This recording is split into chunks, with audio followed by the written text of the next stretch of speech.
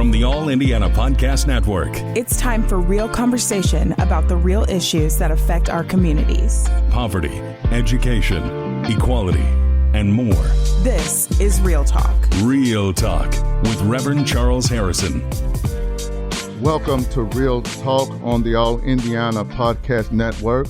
I'm Reverend Charles Harrison, and on this episode, I will be talking to Reverend Gil Monrose, who is the president of the 67th Precinct Clergy Council, known as the Godsquad.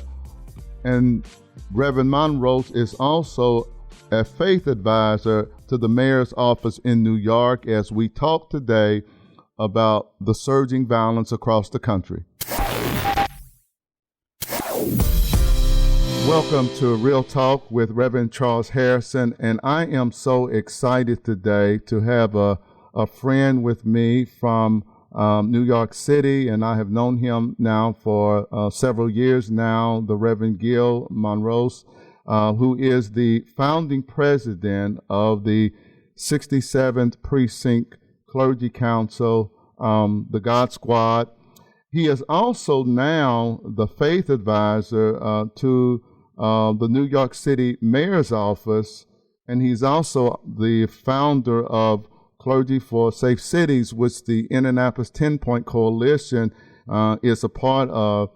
I consider him really one of the national practitioners when it comes to this whole issue of violence that we are experiencing in many of our cities all across America. He's certainly one of the voices that has galvanized clergy and leaders across the country to address this issue that continues to impact disproportionately people of color when it comes to the issue of urban violence. So welcome, Pastor, this morning. And I've seen where they refer to you as Pastor Gil. You're sure right about that. All right. Definitely. If you call me Pastor Gil, you all right with me. All right then. All right. Well, welcome today, and thank you so much for joining me. I know that I have been a part of several panels that you have had, really in dealing with this whole issue of violence, as you have galvanized clergy leaders from all across the country, and I certainly have been impressed with that. As together we try to tackle this issue. So tell me a little bit about yourself before we really get into the discussion about you being the founding president of the 67th Precinct Clergy Council and the group called the Godsquad. How did that start, and what led you to do that? Yeah, so thank you so much for that. Really appreciate being on with you here from Brooklyn, New York. The greatest city in the world. Amen. After Indianapolis, of course. So yeah, I think that this work on doing gun violence, I did not really go into it. It actually came to me. A young man was shot and killed just doors from my church, and I thought that gun violence came and it met me. And so we were trying to figure out as clergy, how do we triage our community, deal with collective pain and the suffering, help them through navigate the area of violence, death, and untimely death of their son or their loved one, and then how do we prevent it from happening again and again and again? So that led us to coordinate and collaborate and organize leaders within this specific area of Brooklyn to really help with the violence that we saw on a day-to-day basis. So that's how that's the genesis of how we got into this work. So when you started that and started talking to other clergy leaders, was it easy to galvanize leaders around that issue? And I know I've talked to some clergy leaders from other cities across the country, and some it has been easy, others it has been really difficult because, some clergy didn't really want to address that issue. They had a different focus when it came to addressing some of the other social ills that certainly plague communities of color. So when you started having these conversations, did you look for like-minded people, or were people kind of galvanizing around the need for the faith community to, help address this issue? Yeah, definitely. I think it was an easy sell for us because everyone saw that the church where they pastor and the work that they do, that it was something that was affecting all of us. In the way that Brooklyn is situated, it is made up of precincts. Okay. And in these precincts, you have the local police group that runs that particular precinct. In our precinct, in the 67th Precinct, they're responsible for about 250,000 people. So it is breaking up into precincts all over New York City because New York City is so big. You can't just have one overarching police department to deal with it. Right. You have to really drill down to your local community. So in that particular precinct, what we found that pastors were collectively concerned about the violence that they saw every single day, where they live, where they work, or where they had great interest within this particular area. So it was a very easy sell for us to come together to find solutions to the problem which we all face together. So what was driving the violence in the precinct that you are part of, and the other clergy that make up the Godsquad? What did you find was really driving it? I think you had a reduced possibility of people who had thought about the future with young black men. You had a failing school system as it pertains to really educating young black men too as well. You had a high level of illegal guns coming into our communities. You also had a divestment from communities of color as well. So you combine all of these together, and you will find that, again, drugs and quick money and music, here you have a deadly combination. So we saw, again, the violence was always rising because you had all these compacted issues within a small geographic area. So did you have, in the small geographic area, was it driven by gangs? Some cities identify the groups as cliques, or was it, people just involved in, criminal activity or activity in the neighborhood that tended to lead to conflicts that led to a lot of the violence? Yeah, it's a combination. You have crews and street gangs. You have these beef between certain groups.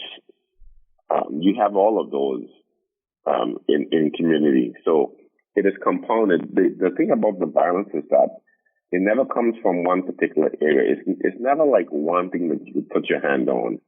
It's always this complex situation that we find. That's why our approach to reducing the violence must be holistic. That it cannot just be about the policing aspect of it, the law enforcement or prison time. It must also be about how do you spend time with young people, how you reshape the thinking, how you give them support, how do you give them love, admiration, how do you connect them with the larger community so that they can see that they are actually part of the community and not destroy the community in which they live in. So what is it that your group does on a daily basis? And I know you, when I have looked at the work that you have done and the Godsquad and the Clergy Council, you seem to have a very close relationship with not just the mayor's office, but also with law enforcement and the police within your precinct. What does it look like for those who are listening to this podcast? And how would you describe the kind of work that's being done? So it's important for faith leaders. We must speak to all levels of governments. That's our prophetic voice, our prophetic role. We have to be the moral compass of our communities. And so we must be in consistent dialogue with government agencies and consistent dialogue with police departments and law enforcement agencies, the district attorneys, because it's important when you're dealing with redemption, when you're dealing with the redemptive work of seeing someone who is broken or who have been broken by society, to be able to bring them into community. So we have to be consistently engaging with law enforcement, with the police department on a host of issues. There's also a trust factor. And we also are the ones who are in between our community and police. We are this what we call like this liaison. We are that bridge in between, listening to what the police department is saying, hearing and seeing what they're doing, and also listening and supporting our communities so that we can find a place that we can agree upon. So if there's an uprising or if there's an issue that our community needs to deal with, and the police department needs to deal with those, we have to be the person, the agent, to be able to speak the language of community so that we can come and be on the same page. So our relationship is that we work with them, alongside with them, but we do as well hold them accountable to their actions while still holding our community accountable for their actions, but supporting our community to make sure that they get the best policing possible. How tough is that balance between, kind of being that liaison between the community and law enforcement, and when there are moments when you have to hold law enforcement accountable? Yeah, it's a tough act. It's a tough balancing act. But we have made it clear to the police department that if our friendship needs to be true and tested, then there are going to be difficult moments when we would have to, as friends, say to them that they were wrong in handling a situation, or we need corrected answers from a situation that was caused by interaction with police and community. It's always difficult. But I think that because we have a good relationship, the difficulty is not the issue. The fact that it's a trust that if we are holding them accountable, we are holding them accountable because we are going to the strictness of the law and not by just feelings or any swaying in terms of political moods that we see. So it is a difficult task, but we have been doing this for a very, very, very long time. I think that we have a clear understanding that groups of clergy who have been invested in their community, if they're not going anywhere, they're celebrating 50 years of service. Some houses of worship, some churches have been there for 100 years. So we have invested in our community. So when we talk about holding community and holding police accountable, is because we are vested in our community. We want the best for our community. Therefore, all bad actions or perceived actions that are not great needs to be fixed, and we'll be there to make sure that it gets done as well. So how does the community perceive that relationship when Pastor Gil, when clergy are kind of out in the community and y'all are interacting? Are there times where you interact with police, or do clergy kind of interact with the community, absent from the presence of law enforcement? We interact at all ends. Okay. This is not a fake relationship. This is a real relationship. But we always going to stand on the side of community. Okay. What do we mean by that? We mean that, the community has a voice and they want it to be heard. And so therefore we have to make sure that their voices are heard. And so sometimes individuals in community who don't understand our work, that also poses an issue for us, because sometimes the trust factor could be questioned. They could question our motives in the community when they see us collaborating and working with police. But we have protocols in place for different scenarios on the ground, how to move, how do we interact with police, how do we get the right information, especially if it involves in a fatal shooting or what have you. So there are years of experience that we pulled together a manual to kind of help us navigate through that type of relationship on the ground. But again, we are out on the street. We have our credibility based on the fact that we have been working at this for quite a long time. Most in the community who knows us know that we are a legit and a very independent group of pastors, and therefore they respect us as such. So I won't tell you that it's easy, but I can definitely tell you that we continue to work on it to make sure that our community serves the best as they can. Pastor Gil, you talked a little earlier about the kind of holistic approach to addressing this issue, that there is, as some say, no one silver bullet that's going, to fix this problem, but we have to address it from a holistic perspective. What are some of the things that are being done in Brooklyn to do that? Is it just what the Clergy Council is doing? Are there partnerships that you have with other community groups, businesses, other agencies in the city to address those issues? Oh, yeah, we have a very, very big and robust wraparound service component to what we do. We have our Flatbush Leadership Academy. The Flatbush Leadership Academy is really taking in young people, male and female, by the ages of 14 and 21, that really help them through a mentorship program. And these are young people who are within the community who we believe can benefit greatly from mentorship, from helping them with jobs. We hire young people, just about 100 young people over the summer to help us with community mapping, possibilities, that way they can see themselves in the future, help with our food pantries, help with our on-the-ground engagement, help with our occupying the corners, and also to recruit other young people too as well for jobs during the summer, but also jobs throughout the year as well. So we have our Single Parents University that just came online, helping single parents kind of navigate all of the complex things that they need to deal with, from how to prepare meals, support letters, how to create a winning resume, work on whether it's food that they need, whether it is help with immigration issues.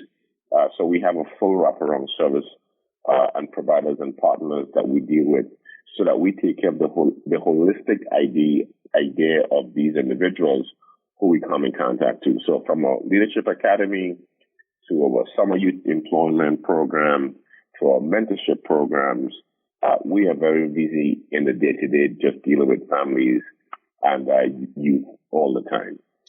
New York City is probably maybe the most unique city in the country, where you probably have people from nations all over the world that come to New York and who've made New York their home, and in the Brooklyn area. When it comes to the violence that the city is experiencing, can you talk a little bit about where it's coming from? In a lot of cities, you may have a very high percentage of black-on-black violence, where 7 to 8 out of 10 homicide victims and suspects may be African Americans. In New York City, with such a diverse city, what does the makeup of the violence look like, and does it present unique challenges for the work that you are doing? It's a melting pot. Okay. You have 8 million. You have 8 million people, and you have that's a lot of all people. different races. That's a lot of people, my friend. Yeah. If we were a state, we would have been maybe to third or fourth in terms of just the amount of people in New York City alone. So we have a lot of component and compacted issues. Okay. From you have gentrification, you have high costs, you have food deserts, you have overcrowded schools. So you have a lot of different areas that you're seeing the brunt of the burden of just having a lot of people within the space. So our problems are unique because it's compounded by the density of the population and density of space as well. Okay. So in your role in the mayor's office now, as an faith advisor to the mayor's office, how does that work in the work that you are doing? in Brooklyn? And what are some of the things that the mayor's office is looking at in New York to help address the root causes of it, along with trying to reduce the level of violence that the city is experiencing? Yeah, well, I think that, my experience with the Godsquad made this this area of what I'm doing now very. I had some good experience in this. For 8 years, the mayor was the former Brooklyn Borough president, and I served in the similar role. And as the mayor, Eric Adams came mayor, I came over. He asked me to come on over to help organize the faith community too as well. So what I would say is that my role is to help state leaders navigate the complexities of government, to be able to allow them to see the possibilities of the resources that is available to their nonprofit. Okay. To be able to counsel and guide and support them, and to be able to give them access to the administration, the voice of the mayor, and also to have that connectivity between our group, our office administration, with their local congregation or their faith-based group. So we are really that linkage between our faith community and the administration, but specifically the mayor himself with faith leaders.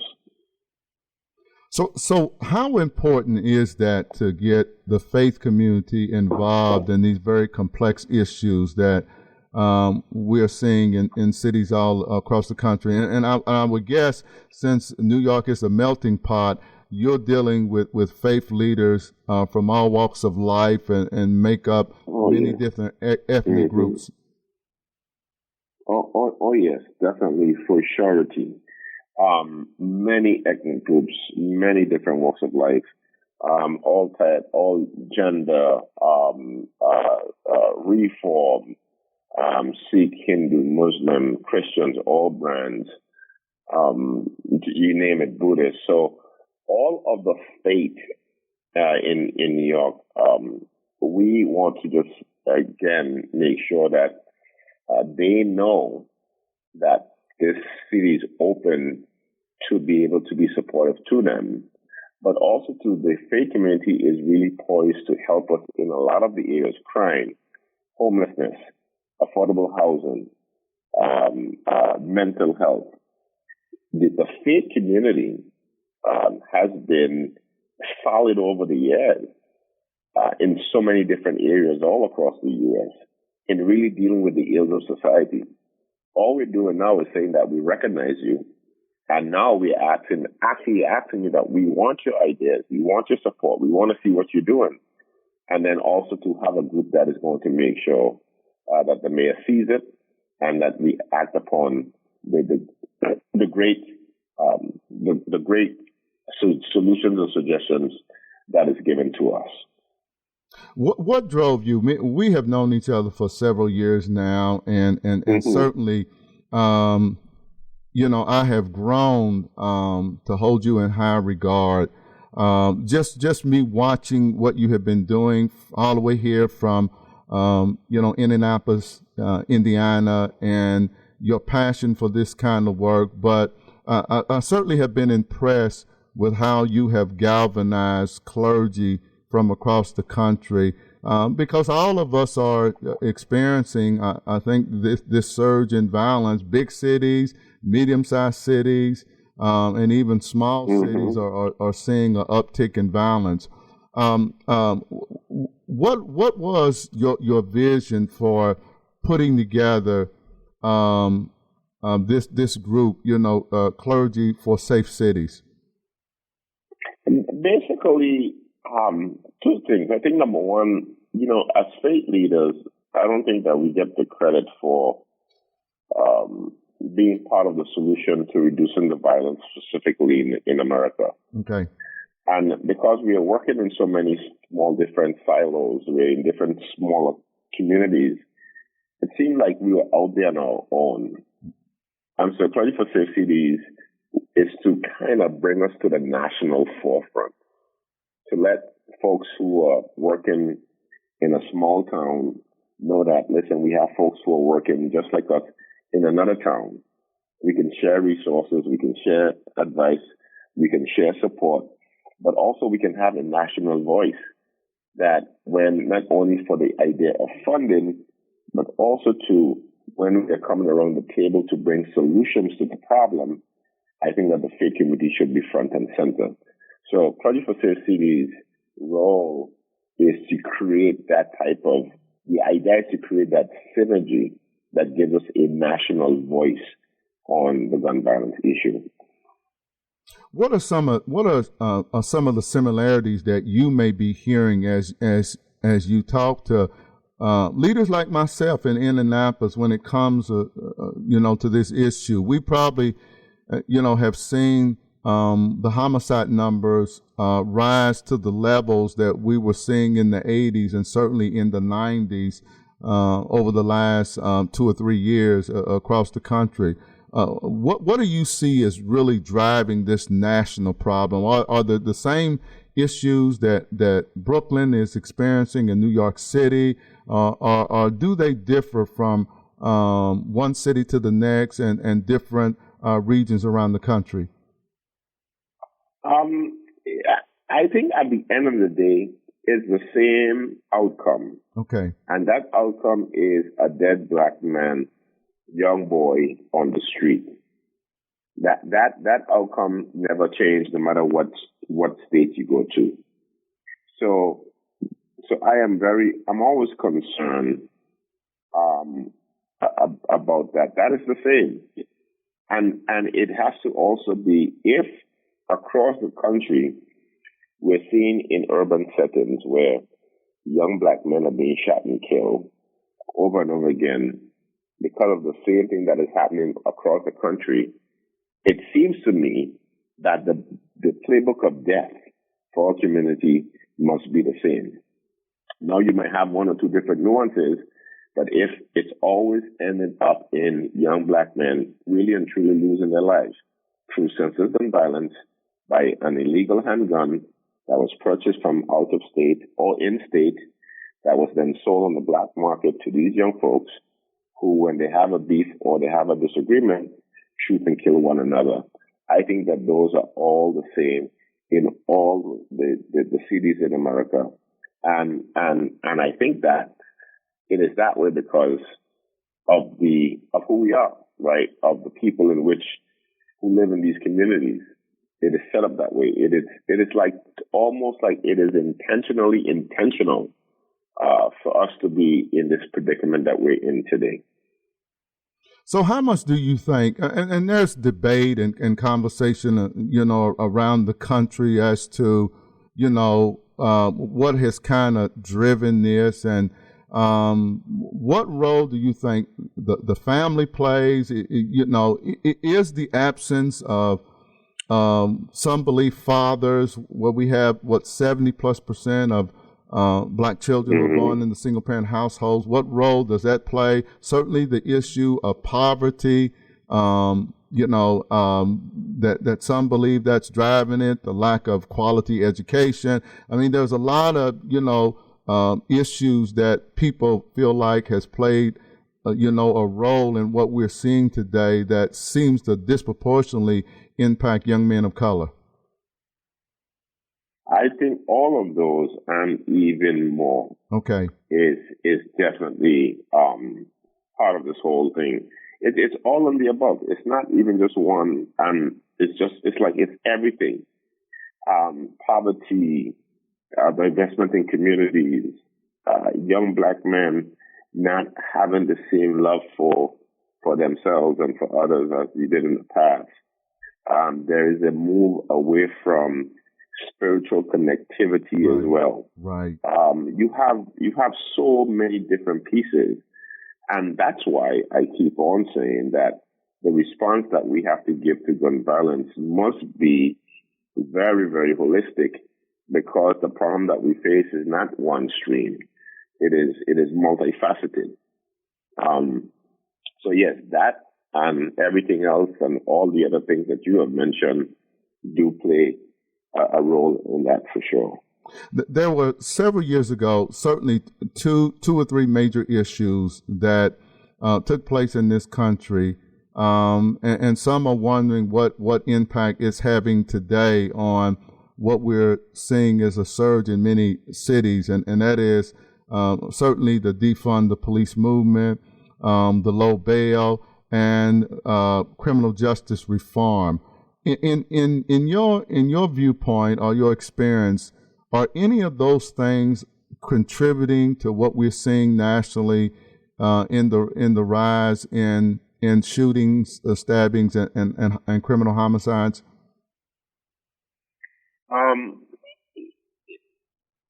So the defund the police. Most of the work around that. I'm not sure where it is right now, but I was never a big proponent in defunding the police. I believe that in America, we have enough funds to be able to do two things: to provide public safety and also to provide public investment in Black and brown communities. Okay. I never believe that we have to try to pull along one to build up the other. Right now in Congress, the president is floating a $33 billion package to help the Ukraine because of the onslaught that is going on there with Russia. Well, if you look at the fact that if America is in a war and we have a war in inner cities, I think that the right appropriate funding should be also to allocated to deal with the issues that we face. So we can't underfund supporting those individuals who we know for sure are going to be some of the most violent people because of so many different factors that we see. So I think that it's not just one issue. It's a lot of different issues. We can't just use punishment to deter crime because we know that that's not the way it works. Right. If we're looking from a holistic standpoint, inside of the humanity of mankind, the heart is the factor of shifting people's behavior, not just the idea of punishment. So punishment is never a way to reduce anything at all. I think that trying to change the hearts and minds of these young people would be the best way to go. And that is by offering job opportunities, open up doors so that they can see themselves as productive citizens in the world, and doing the type of work, the humanistic type of work that touches their heart in order to move from a life of crime into a life of great living. So what do you feel the kind of investments that this country needs to make? Because certainly in my lifetime, this has been what we call urban violence, a major issue in the Black community. My brother was killed in 1974 when I was 14 years old, and he was 21 years old. So for me, it goes back to the 70s, and it's been an issue. And his son, my brother's son, was killed in 1995. He was only 6 months at the time when his father was killed. So it's been an issue. So what are the kind of investments you believe that as a nation we need to be making to help, save generations of young people, and particularly young men of color, from going down that wrong path and becoming either victims or suspects of violence or ending up in prison? Well, I think that every young Black boy should be able to read at the right level when they graduate. So reading as the basic fundamental rights to the African American experience in America. I think that education is key, teaching us on exactly the history of the Blacks in America. I think self-identity is important. I don't want to sound too highfalutin. I don't want to sound like I'm just that, but it's identity to me is very important, Uh-huh.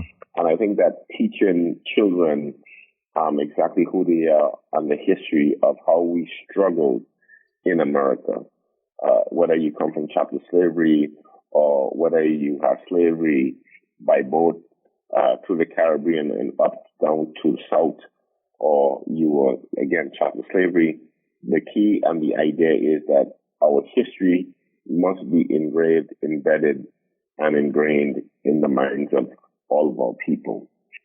So schooling to me is very important.